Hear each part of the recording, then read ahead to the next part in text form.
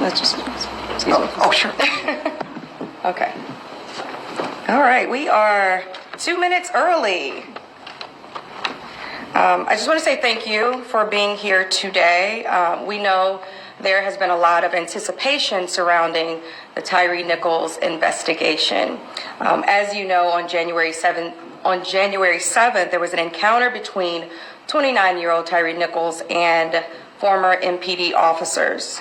Immediately upon learning about this, DA Mulroy, Shelby County District Attorney DA Mulroy, enlisted the assistance of the TBI to determine if excessive force had been used. And since then, the DA's office has worked with TBI, and we will continue to do so. Today, you will hear from DA Mulroy along with the director of TBI, David Rouse. And so I want to just make it very clear and ask for your understanding that this is still an ongoing investigation. And so for that reason, there are limits to some of the things and some of the questions that we can answer. So we ask for your understanding as it relates to that. And I will turn it over to DA Mulroy. And did I mention that we will take questions after, but we have a really limited amount of time. So thank you. Thank you, Erica. Good afternoon, everybody. Thank you for coming. I'm joined today, as Ms. Williams has already said, with the director of the Tennessee Bureau of Investigation, David Roush, as well as Assistant Director Josh Melton. I'm also joined by other members of my staff, including Ernest Brooks, Ray Lapone, Gerald Scahan, but then also, most relevant for today, the trial team in the Tyre Nicols case, including Paul Hagerman and Tanisha Johnson. Another member of the trial team, Melanie Headley, is unavailable. We're here today because of a tragedy that wounds one family deeply, but also hurts us all: the death of Tyre Nicols. We understand and acknowledge the grief that the friends and family of Tyre Nicols are experiencing right now, as well as the great concern throughout all of Memphis and Shelby County about this case. We met several times this week with the family of Tyre Nicols. They described an almost perfect son, a cheerful and happy person who enjoyed skateboarding and sunsets over Shelby Farms Park. We're grateful to the family of Tyre Nicols for their patience as we expedited both the investigation and the consideration of charges in this case, as well as the understanding on the part of the family that premature release of the video could compromise both.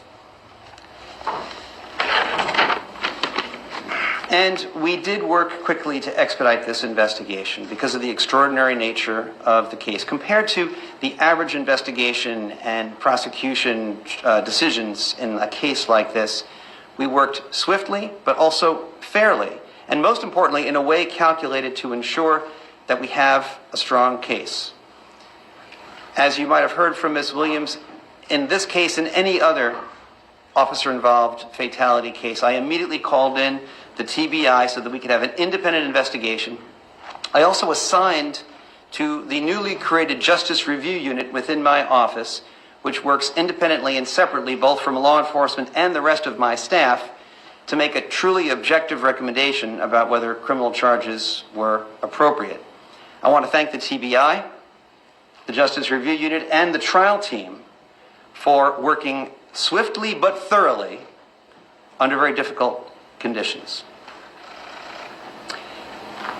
Earlier today, the grand jury returned indictments against 5 former Memphis Police Department officers regarding the death of Tyre Nicols. These are the same 5 officers who were previously or recently terminated by the Memphis Police Department. They are currently in custody. They are Tadarius Bean, Demetrius Haley, Emmett Martin III, Desmond Mills Jr., and Justin Smith. The grand jury returned indictments against all 5 with the same charges. And we had previously met with the family of Tyre Nicols to go over what these charges were going to be. and that meeting with the family, I think, went rather well. Here are the charges: second-degree murder, aggravated assault, aggravated kidnapping resulting in bodily injury, aggravated kidnapping involving the possession of a weapon, official misconduct through unauthorized exercise of power, official misconduct through failure to act when there is a duty imposed by law, and official oppression. While each of the 5 individuals played a different role in the incident in question, the actions of all of them resulted in the death of Tyre Nicols, and they are all responsible. It's important to note, as Ms. Williams said, that this is still an ongoing investigation, and therefore there are limits on what we can say about this case. We ask for everyone's continued patience as we continue to vigorously seek justice in this case. We also know that the public is very concerned about whether they can see the video about this incident and the timing of the release of this, the video of this incident. I have been in regular contact with the city of Memphis, the custodian of that record, and I can tell you that the city will be releasing the video sometime after 6 p.m. Friday, tomorrow, and that the city of Memphis should be making a statement somewhat later on this afternoon regarding the timing of that release. Let me close by saying, both to the family of Tyre Nicols and to the broader community here in Memphis and Shelby County, we all want the same thing. We want justice for Tyre Nicols. It's my hope that if there is any silver lining to be drawn from this very dark cloud, it's that perhaps this incident can open a broader conversation about the need for police reform. The world is watching us, and we need to show the world what lessons we can learn from this tragedy. I'm hopeful that we can show them who I know us to be: a community working towards positive change here in Memphis and Shelby County. With that, let me ask Director Roush to step forward. Thank you, D.A. Mulder. Good afternoon. I'm David Roush, Director of the Tennessee Bureau of Investigation. First and foremost, and most importantly, on behalf of the Tennessee Bureau of Investigation, I want to extend my deepest condolences to the family and friends of Tyre Nicols. My prayer is that God will wrap his comforting arms around you and keep you during this very difficult time. We can't imagine the pain you're experiencing, but let me reaffirm, we are here to pursue truth and justice, realizing that we should not be here. Simply put, this shouldn't have happened. I've been policing for more than 30 years. I've devoted my life to this profession, and I'm grieved. Frankly, I'm shocked. I'm sickened by what I saw and what we've learned through our extensive and thorough investigation. I've seen the video, and as D.A. Mulroy stated, you will too. In a word, it's absolutely appalling. Let me be clear. What happened here does not at all reflect proper policing. This was wrong. This was criminal. The depth and breadth of the charges announced today speaks to the deliberate and thorough investigation that this case has received. And our work is not finished. We continue to pursue every lead. Justice demands it. And our agency exists so that guilt shall not escape, nor innocence suffer. To that end, I want to publicly thank our agents, our forensic scientists, our support staff, and our entire team around this state. They worked diligently to expedite this case.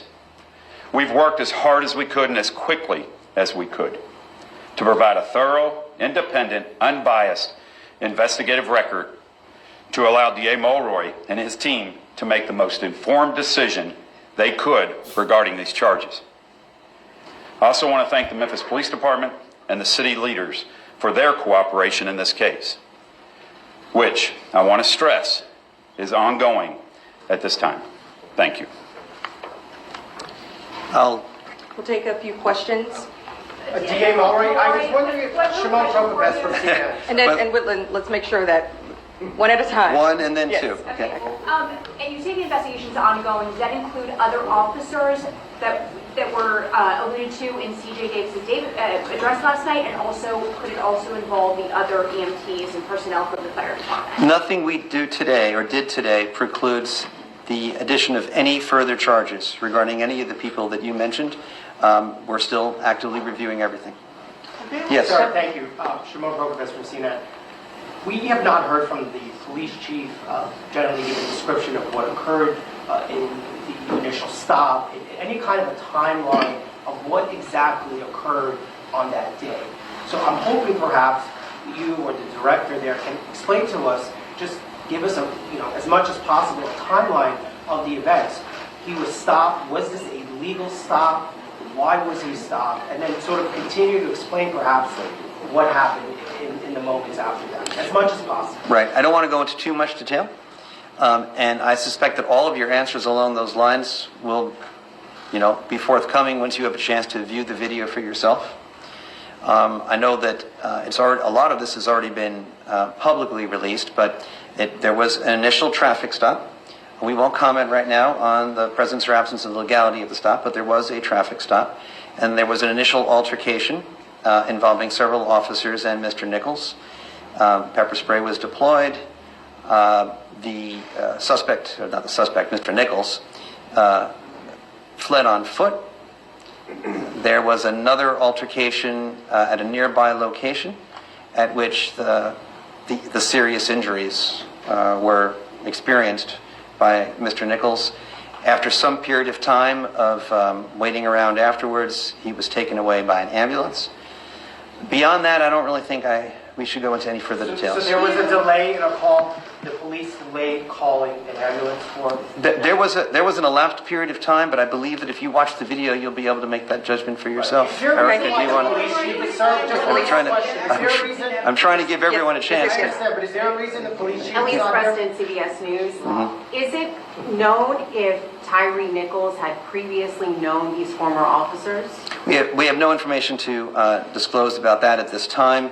I don't know why Chief Davis isn't here. Anything else? DA Mulroy, can you explain, is it just body camera videos, is it dash cam videos, surveillance, what kind of videos?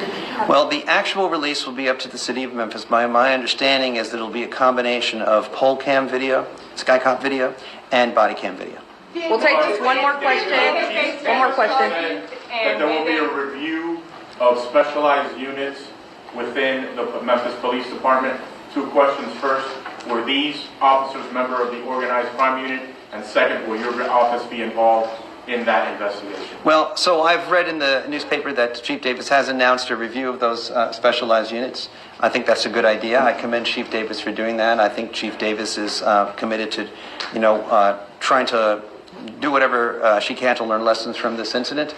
I don't contemplate that our office would be involved in that review. I think that's Were they members of the organized crime unit? Scorpion. So I think it's already been reported publicly that the Scorpion unit was involved. Thank you. Is that it? That's it? Okay. I'm being told that's it. Thank you very much. Thank you. One more Thank question you. on the video. DA Mulroy, can you please tell us your list of those aggravated kidnapping charges? To explain it? Yes, sir. All right. I don't mind doing that. I mean, explaining the law is, I don't think at all. Those charges. Say it again? Can you explain your list? Yeah. So, all right. So, kidnapping is any unlawful confinement of another, which substantially restrains someone's liberty. At a certain point in the sequence of events, it is our view that this, if it was a legal detention to begin with, it certainly became illegal at a certain point, and it was an unlawful detention. The aggravated nature of the charge is because if that kidnapping resulted in bodily injury, that's one grounds for saying that it is aggravated kidnapping. If the persons involved in that unlawful restraint of liberty, possessed weapons, that is another ground for saying that the kidnapping was aggravated. Do you want me to explain the other charges as well? Or? Okay. All right. Official misconduct is when any public official acting part of their official duties intentionally or knowingly acts in a way, exercises authority that is unauthorized by law. Right? So that's an affirmative statement, an affirmative act of official misconduct. At the same time, law enforcement officials who are on duty are also under an affirmative duty to prevent official misconduct and to accurately report information to any medical personnel that show up. And through inaction, when there is a duty imposed by law, that could also be a separate ground for charging official misconduct. Official oppression is a related statute. It's not exactly the same. There is some overlap, but it's not perfect overlap. But it is basically some sort of, by an official, knowing mistreatment in the course of carrying out their official duties. Aggravated assault, I think, is fairly obvious. And under the laws of Tennessee, second-degree murder is a knowing killing. All right. Thank you.